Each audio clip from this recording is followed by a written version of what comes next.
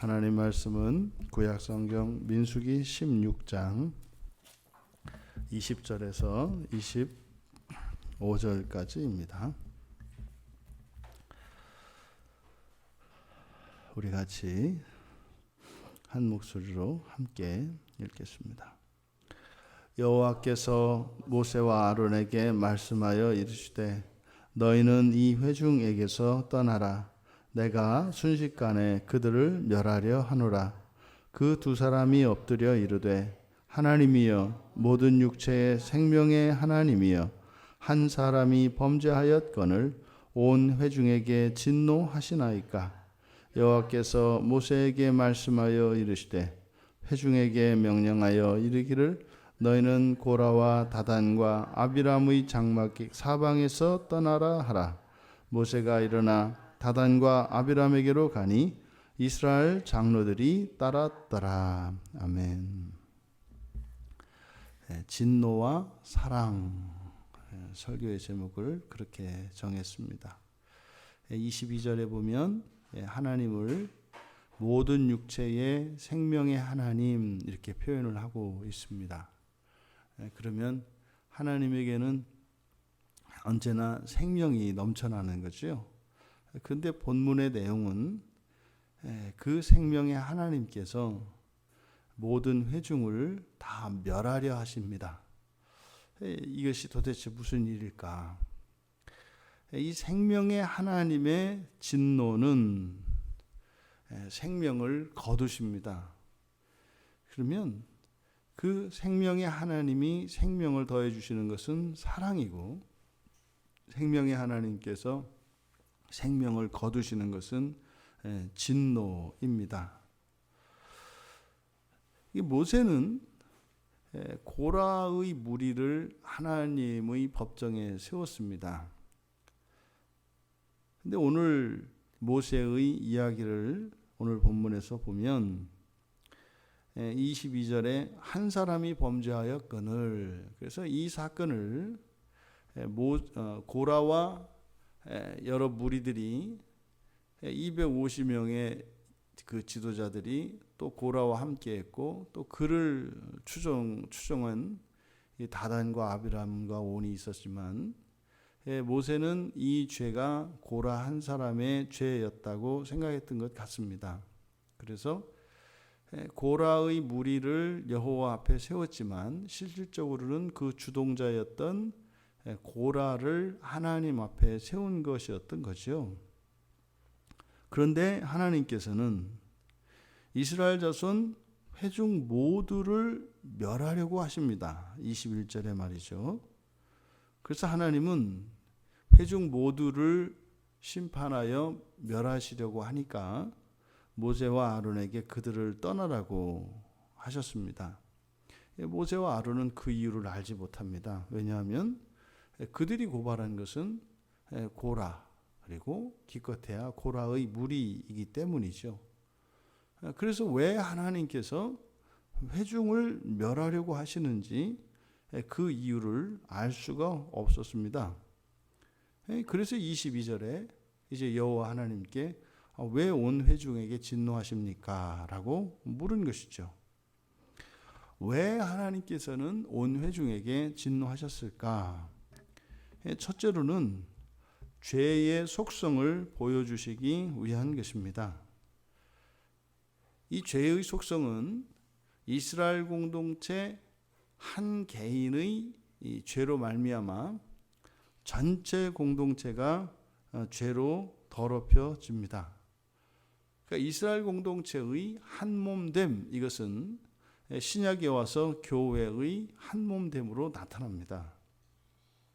구약에서는 야곱의 12 아들로 분화되어진 12지파가 있습니다. 그러니까 전부 야곱의 한 핏줄을 타고났죠. 그들은 한 몸과 같습니다. 그래서 한 족속으로 나타나죠. 그러면 신약의 그리스도인들은 예수 그리스도의 생명을 분여받기 때문에 예수 그리스도의 생명을 나누어 받은 사람들입니다. 그래서 한 부모에게서 태어난 자녀들이 한 형제요 한 자매인 것처럼 그리스도인들은 예수 그리스도에게서 영원한 생명을 같이 나누어 받기 때문에 한 몸이 되는 것입니다. 그래서 이 죄는 한 사람의 죄, 공동체의 죄가 없는 거예요.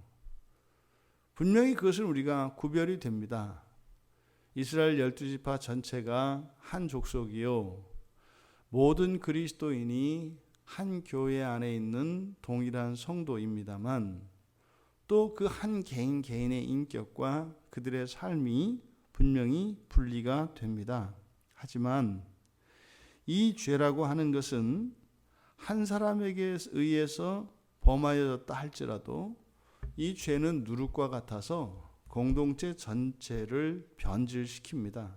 그래서 한 사람이 병들면 공동체 전체가 병든 것입니다. 모세는 그 사실을 알지 못했던 것이지요.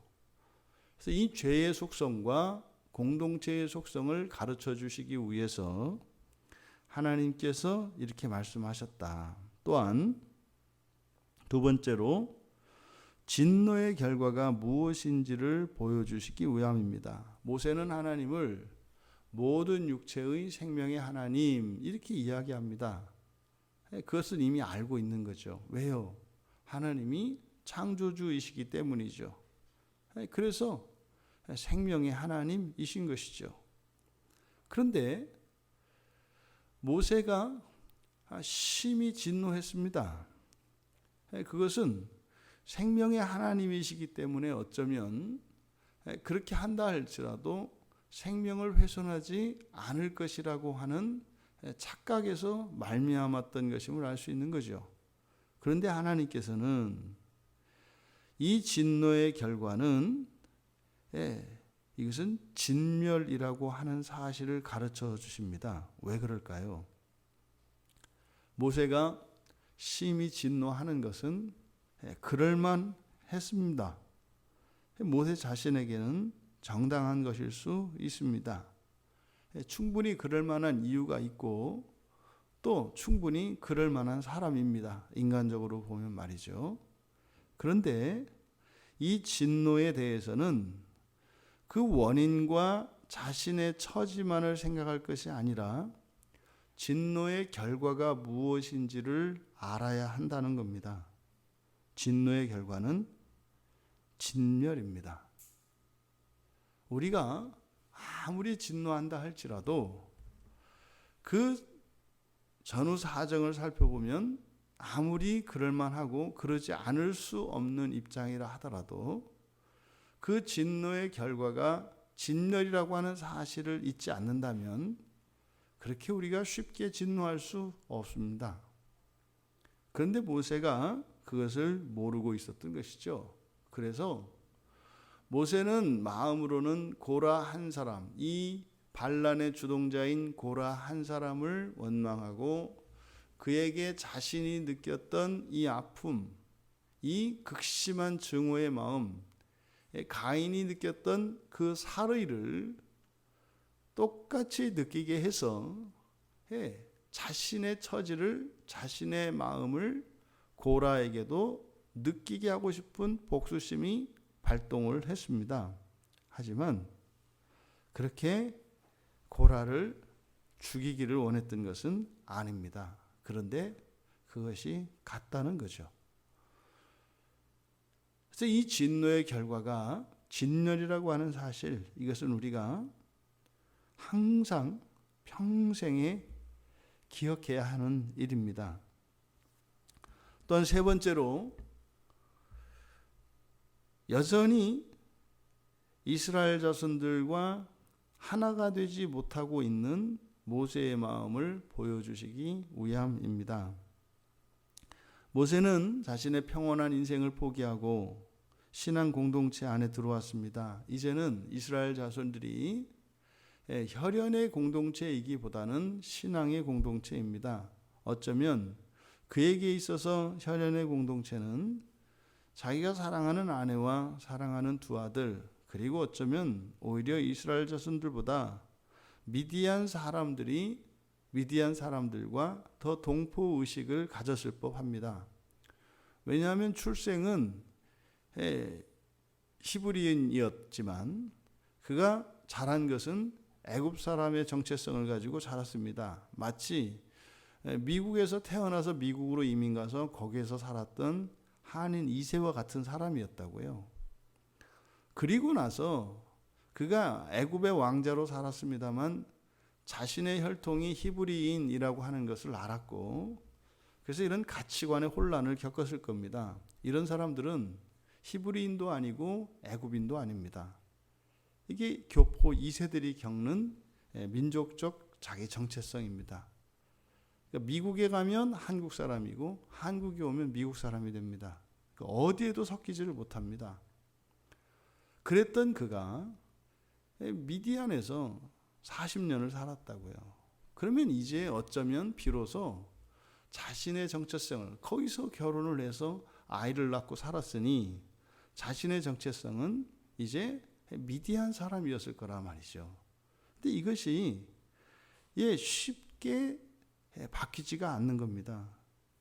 그래서 모세가 지금 이스라엘 자손들을 애굽에서 인도하여 내고 지금 이렇게 온갖 수모와 멸시, 이런 배은망덕한 이스라엘 자손들의 그 반란 앞에서 그가 이 자리에 있는 이유는 단지 사명을 위해서 있었던 것뿐이죠. 어찌하였든 혈통으로 같은 민족이고 그들이 노예에 있는 딱한 처지이니 그들을 구원하기 위한 것이었고, 또 창조주 하나님이 주시는 이 사명을 도저히 거부할 수 없었기 때문에 바로 이스라엘 자손을 구원하고 하나님의 말씀에 순종하는 이 사명을 위해서 단지 이 자리에 있는 겁니다. 그래서 사명을 위해서 자기 자신을 다, 자기의 목숨과 자기의 평안한 삶을 다 버릴 수 있을지 몰라도 이들과 하나가 되지는 않는 겁니다. 바로 모세의 분리된 마음, 여전히 공동체 안에 일체되지 않고 있는 모세의 내면에 이방인스러운 그 마음을 보여주시기 위한 것입니다. 그런데 하나님의 구원 안에는 이스라엘 자손들의 구원만 있는 것이 아니라 모세를 향한 하나님의 구원도 있는 거죠. 그를 회복시키려고 하시는 거죠. 그래서 이것은 단순히 이스라엘 자손들만의 이야기가 아니라 모세의 이야기인 것입니다. 그런데 여전히 모세는요, 자신의 이야기가 되고 있지 않습니다. 단지 자신은 여호와 하나님께서 그가 택하신 백성인 이스라엘 자손들을 애굽에서 구원하여 약속의 땅으로 옮기는 그 사명에 쓰임받는 도구적인 존재로 인식하고 있는 거죠. 그래서 지금 고라를 고발했지만 회중 전체를 멸하려 하심으로써 모세 안에 있는 동포의 사랑이죠. 그것은 끊어지지 않는 사랑입니다.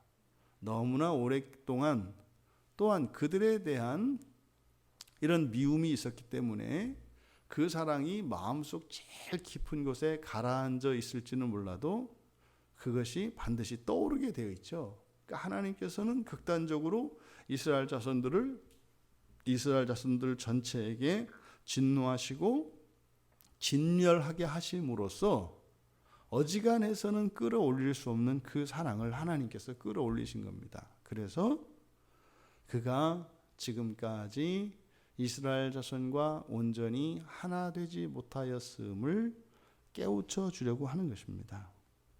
이것을 모세는 몰랐던 거죠. 모세에게 그 사랑이 작동이 되었고, 그래서 생명의 하나님, 그 진노를 거두어 주십시오 라고 청원하게 되는 겁니다. 중간중간에 보면 모세가 하나님께 불순종도 하고 막 화도 내고 저놈들을 그냥 이렇게 했다가 하나님이 진노하시고 죽이려고 하실 때 그때 바짝 엎드리는 모습을 봅니다. 그게 뭐예요? 무슨 고무군과 같이 마음속 깊은 곳에 있는 사랑이 튕겨져서 올라왔다가 또 가라앉았다가 올라왔다가 가라앉았다, 이 일이 계속되고 있는 겁니다. 그 일을 이제 계속 하다 보면 이제 공이, 그 사랑의 공이 안 내려가겠죠. 그 과정인 것을 우리가 알 수 있어요. 그러니까 기다렸다는 듯이 여호와께서 그러면 회중에게 명령해서 그들의 장막에서 떠나게 해. 이게 얼마나 이게 채신 없고 이게 뭐 이렇게 얼마나 가벼운 하나님처럼 보입니까? 그러니까 이게 굉장히 하나님의 의도가 보인단 말이죠. 뭐 그래? 그러면 뭐 회중을 떠나게 해. 그래서 장막 사방에서 떠나게 해라.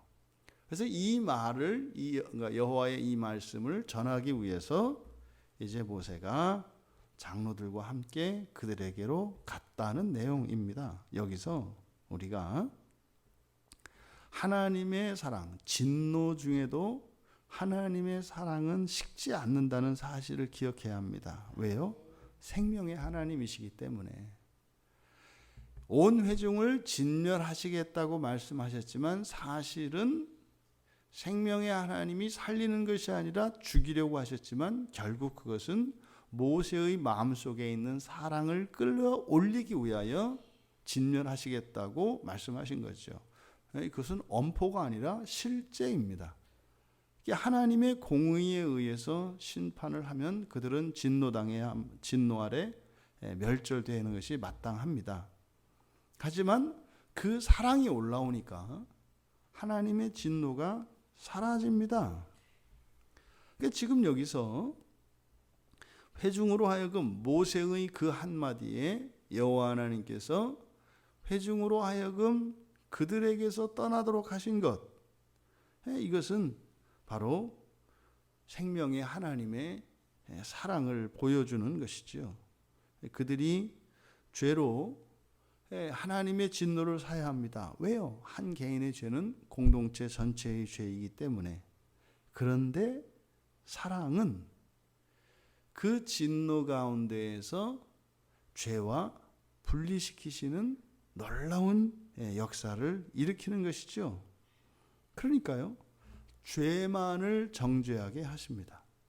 그래서 고라의 무리들을 제외한 나머지 회중을 죄로부터 분리시키게 하시는 거죠. 그래서요, 우리는 진노 중에라도 진노를 피할 길이 있다는 것을 우리가 기억해야 합니다. 어떻게요? 죄에서 떠나면 됩니다. 죄와 분리하면 됩니다. 그러면 진노 중에도 하나님은 하나님의 사랑을 잊지 않으신다는 사실입니다.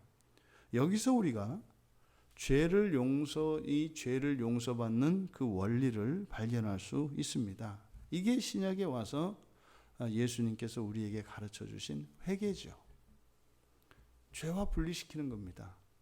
죄와 분리시키면 죽을 죄인이었다 할지라도 그 죄만 죽이시고 그 죄인은 살리시는 겁니다.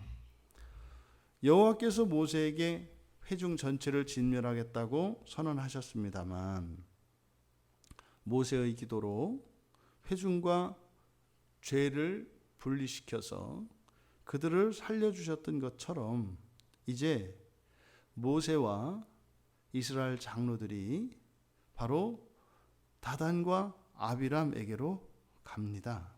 이것은 뭡니까? 그들을 진멸하고자 함이 아니라 그들을 살리고자 하심이었음을 우리는 알아차릴 수 있습니다. 이들이 여호와의 진노 아래 있습니다.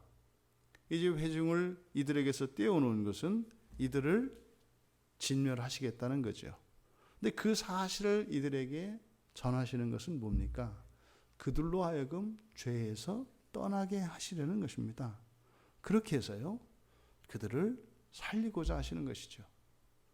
이들이 만약에 이 모세와 장로들의 이야기를 듣고 여기에서 회개하고 죄로부터 자신들을 분리시킨다면 진멸당할 위기에 처했던 회중이 이들로부터 분리되어 살아난 것처럼 다단과 아비람도 죄로부터 분리되어 살아날 수 있는 것입니다.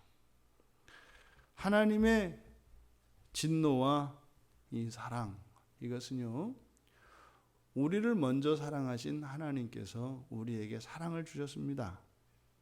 그래서 우리에 있는 사랑을 통하여 하나님의 진노가 누그러질 수 있기를 바라시는 거죠. 우리의 삶이 이렇게 진노하는 삶이 아니라 사랑하는 삶이어야 하는 것은 단 하나의 작은 생명까지도 살리기를 기뻐하시는 생명의 하나님이시기 때문입니다. 우리 자신의 입장을 생각하면 진노하지 않을 수 없는 그런 처지에서도 진노의 참담한 결과가 무엇인지를 우리가 명심하고 또 하나님이 기뻐하시는 그 생명을 살리기 위하여 오히려 진노할 수밖에 없는 그 고난과 역경 속에서도 우리가 사랑으로 그 악을 갚음으로써 생명을 살리고 단 하나의 생명도 잃어버리지 않을 수 있게 되기를 주님의 이름으로 축원합니다.